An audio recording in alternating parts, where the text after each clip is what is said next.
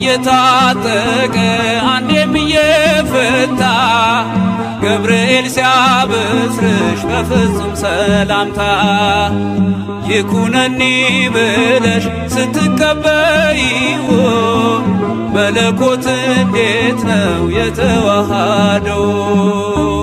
ይህን ባሰብ ቁጥር ልቤ ይመሰጣል። ከዚህ በላይ ፍቅርስ እንዴት ይገለጣል? ሰባቱ መንጦላዕት ወዴት ተጋረዶ?